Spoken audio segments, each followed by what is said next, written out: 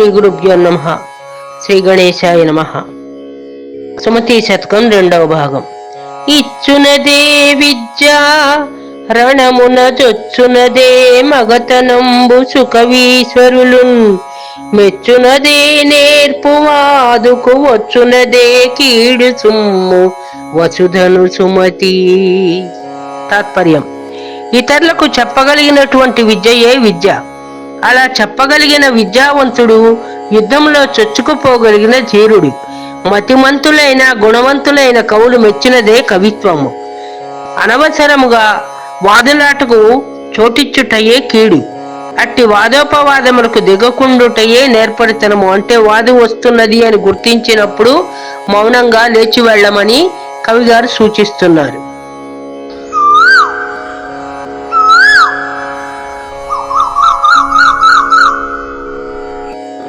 ఇమ్ముగ చదువని నోరును అమ్మాయని పిలిచి అన్న మడుగని నోరున్ దమ్ముల మధ్యని నోరున్ గుమ్మరి మును ద్రవ్వినట్టి గుంటర సుమతి.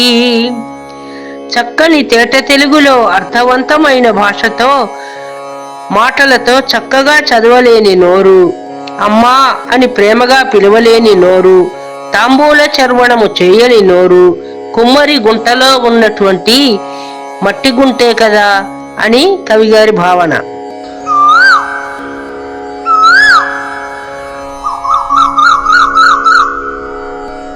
ఉడుముండది నూరేండ్లును బడి ఉండది పేర్మి పాము 10 నూరేండ్లున్ మడువున గొక్కెరయుండదే కడునిల పురుషార్థ పరుడుగా వలె సుమతి.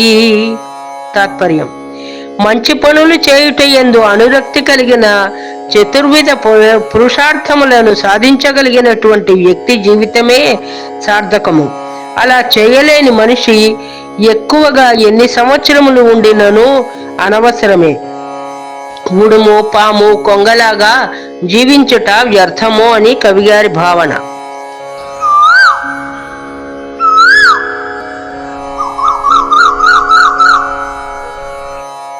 ఉత్తమ గుణములు నీచునకెత్తెర గుణగలుగున్నేరు నెయ్యడలన్ దానెత్తిన కరగిపోసిన ఇత్తడి బంగారమగున ఇలలో సుమతి.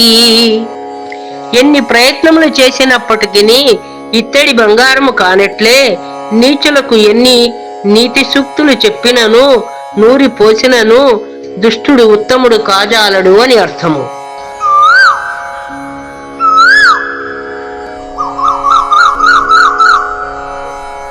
ఉదకము త్రావెడు హయమును మదమునను పొంగుచుండు మత్తేభమున్ మెదవు కడనున్న వృషభము జదువనియా నీచు కడకు జనకుర సుమతి.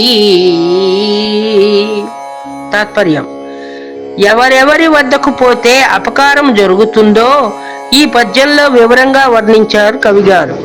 నీరు తాగే గుర్రము, కొవ్వెక్కి మదముతో ఉండే ఏనుగు, ఆవు దగ్గరకు వస్తున్న ఆంబోతు, చదువు నేర్పని హీనుడు వీరందరూ అపకారము కలిగించేవారే సుమా అని అర్థము.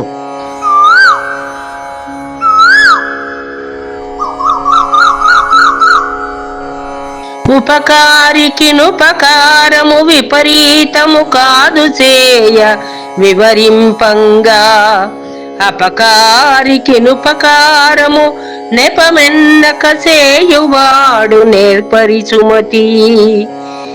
మనకు సహాయం చేసిన వారికి సహాయపడటం కంటే కీడరచిన వారికి కూడా సహాయపడిన వాడే నేర్పరి. పాండవులు కౌరవులు దయాదులైనప్పటికీ గంధర్వులు కౌరవుల మీద దండెత్తి వచ్చినప్పుడు పాండవులు ధర్మనందన్ని మాట మీద కౌరవులకు సాయపడి వారిని రక్షించారు కదా. ఈనాటికి వారిని తలుచుకుంటున్నాము కదా.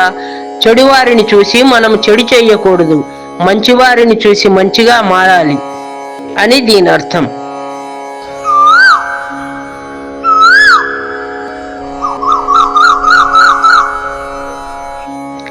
ఉపమింప మొదలు తీయన కపటం వెడనేడు జరకు కైబడినే పో నెపముల్ వెదుకను గడపట గపటపు దుర్జాతి పొందు గదరా సుమతి. తాత్పర్యం: చెడ్డవారితో స్నేహము మొదట తీయగా ఉన్నను చివరిలో హాని కలిగిస్తూ ఉంటుంది. చెరకు మొదట తీయగా ఉన్నా మధ్యలో కడుపుల వద్ద తీపి హరించి చివర చేదుగా ఉన్నట్టుగా చెరుకును పాడు చేస్తుంది. కనుక మంచి చెడ్డలను గుర్తించాలి అని కవిగారు హెచ్చరిస్తున్నారు.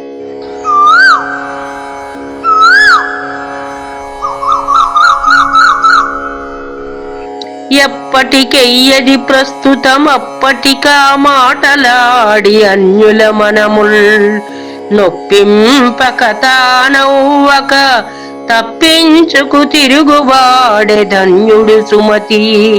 తాత్పర్యం: వివేకము కలిగిన వాడు సమయోచితంబులగు మాటలతో ఇతరులను ఒప్పింపక తన పని తానే ముగించుకుంటూ ఉంటాడు. సమయానికి తగ్గట్లుగా తెలివితో నడుచుకుంటూ ఉంటాడు. మనము కూడా అలాగే ఉండాలని కవిగారు సూచిస్తున్నారు.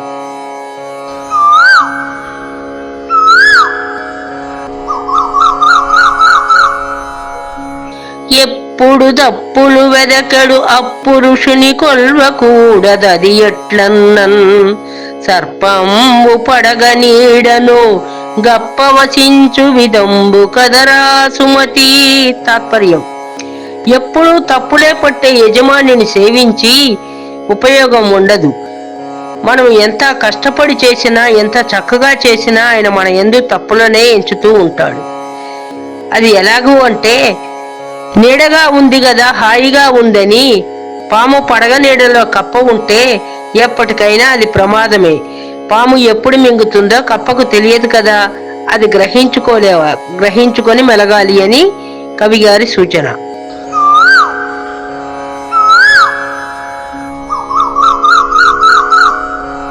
అప్పుడు సంపద కలిగిన అప్పుడు బంధువులు ఒత్తురది ఎట్లన్నన్ దెప్పలుగా చెరువు నిండిన గప్పలు 10,000 చేరు కదరా సుమతి.